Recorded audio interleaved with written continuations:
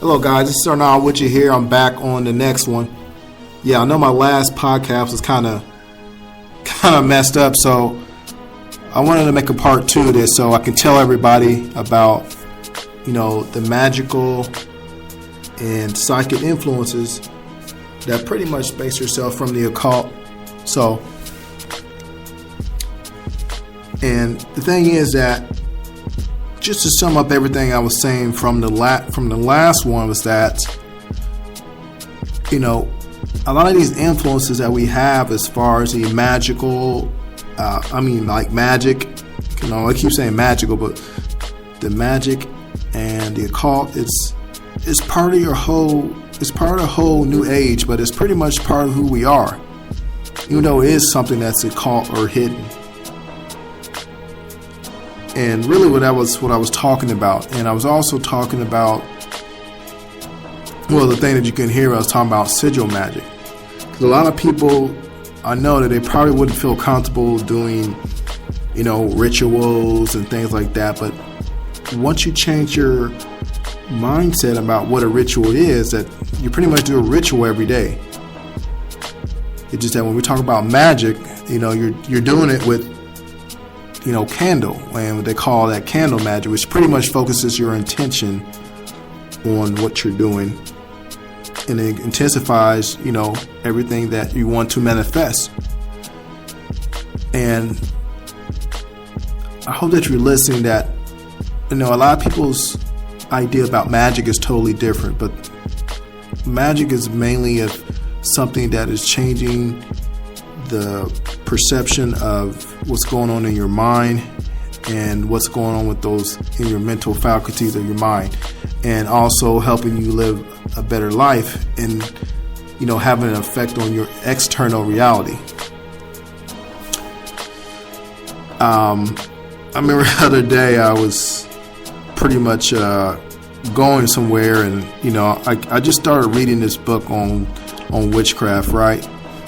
And I remember just looking at this guy's face, just looking at my book and just saying that, I'm just going to leave that alone. Like, it's just funny how we get that impression from people about,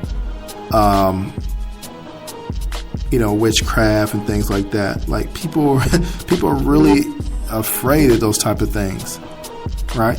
And the thing is that they don't understand that all of the witchcraft, I'm not necessarily a witch or anything like that, but I like looking into those types of books because it further helps me understand exactly what I am and what I'm dealing with. Kind of try to take everything from every type of book I can read. Because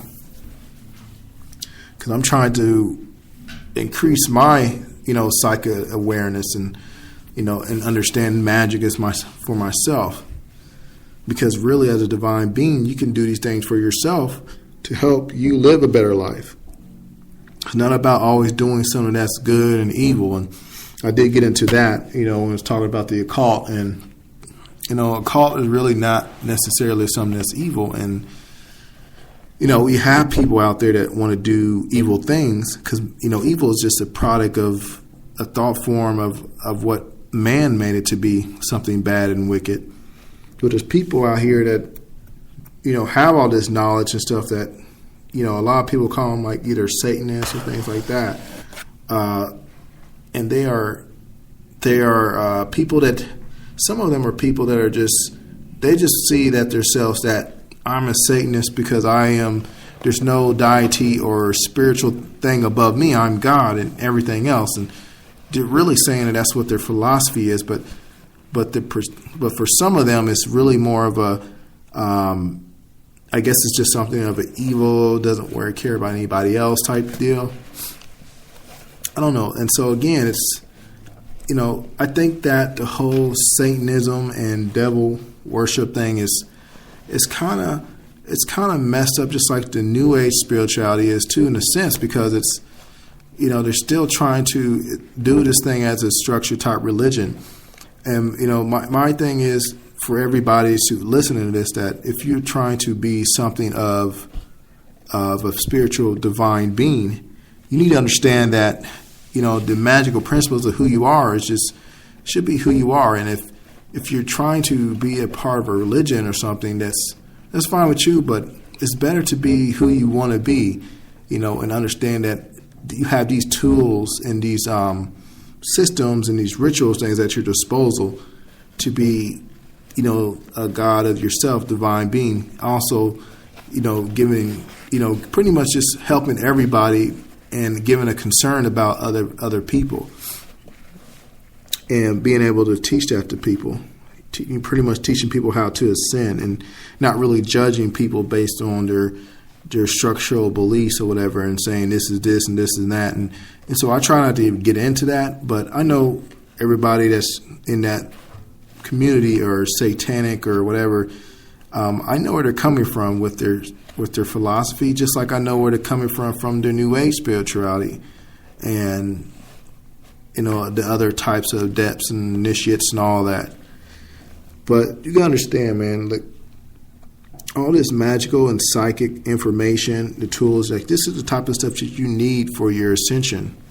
You need to arm yourself to get into, the next reality of your next reincarnation for yourself.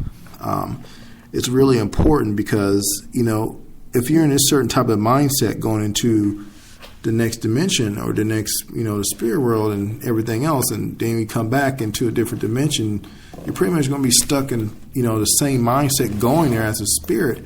And you really don't want to be that because you're not going to be prepared. Like, you're not going to be prepared for the different type of beings that are there.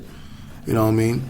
Like, again, you need to research stuff because I think that people they don't talk about their, how to do your psychic abilities and try to tap into that and practice that. And they don't also tell you that much about the magic and how it influences your mind and it's not what you see on Hollywood and all those other things. Like it's, again, like I'm reading these books on like witchcraft and paganism, everything, grimoires, all this stuff, even meditation, telekinesis, even marketing, because it's also marketing, persuasion, and reading books on persuasion, because I'm doing everything I can to, increase my knowledge and use that knowledge to get to the next level.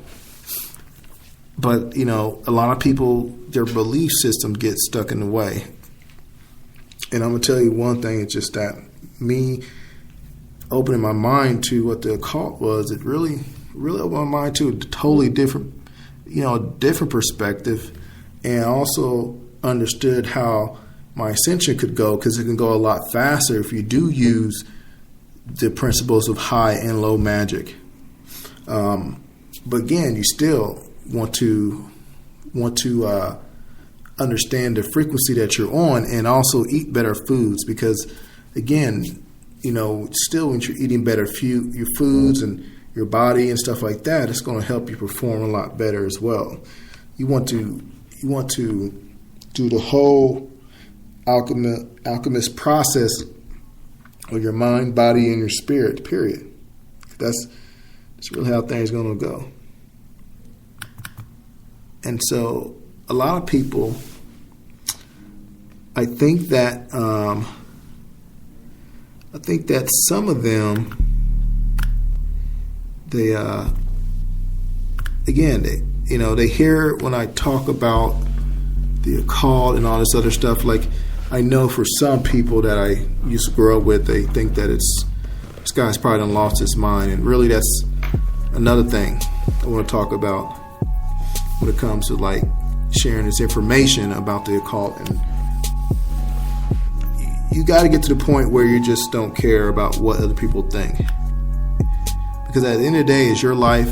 And if you want to enhance your life with magic, or you want to enhance your life with tarot cards, if you want to enhance your life with a new religion, whatever, besides Christianity, or have no religion at all, whatever that is, then you can't focus on what you want to do based on the judgments of everybody else. Like, again, when the dude seen me with the witchcraft book, I didn't really care. Like, I was kind of nervous about it, but I think about, like, I'm looking into that information for myself. I'm not looking into the information for you, because I'm trying to understand something. But he's probably thinking that I'm trying to kill people. I'm evil, right?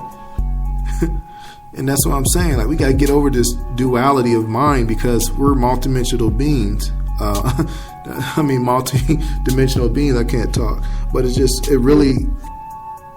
shows you what state of consciousness people are in, and it's really not serving them whatsoever, because we don't understand this esoteric and occult knowledge and how it's pretty much built. We're just pretty much this world, and things are built up on this knowledge,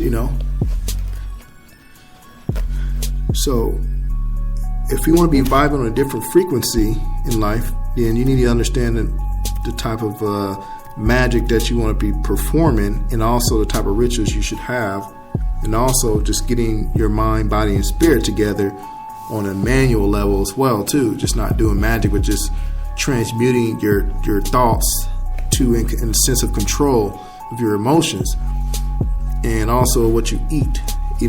More vegetarian and organic foods, and you just need to stop eating the meat. Period.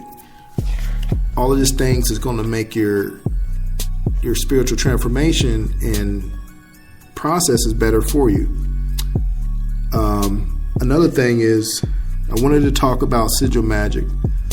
I'm pretty fascinated by the whole point of sigil magic, and sigil magic is a way for you to take a picture based on your intentions and the words that you're about to use, and cross out the vowels to make a picture. That way you can create a symbol or a logo to absorb it in your subconscious mind.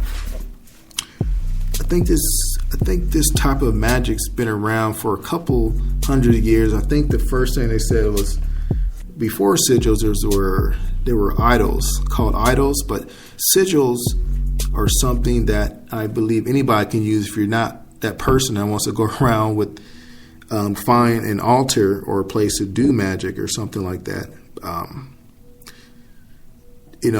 For some people, they don't want to do that. They want to understand a way they could do magic without showing everybody. And because I know every day you're not going to have a place to do magic, because if you're around a whole bunch of people who don't do or understand the occult, you really need to change who you're hanging around with. But other than that, I think sigil magic is where everybody should start from as far as the beginning. And what I was trying to explain in the last one, that I know there's certain corporations and certain entities that understand this sigil magic. And I want to go into the sigil magic a little bit, but I'm probably not going to go into it on this one. Because this one, I just want to talk about the magical and the psychic influences of the occult, and how you're using that to your ascension. But I guess I can share a little bit. So pretty much, I guess with the sigil magic, the first thing, because I got to give you something you can do.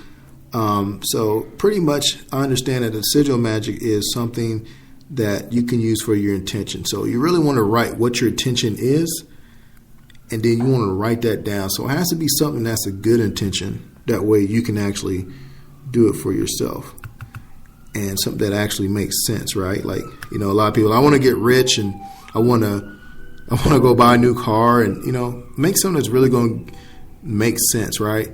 Like, I guess making money, like how do you want to make money, or I want to buy a new house, or something as simple as that, and specific, precise.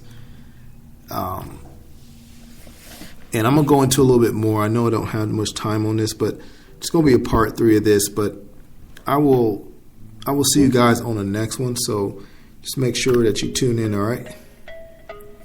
Talk to you later.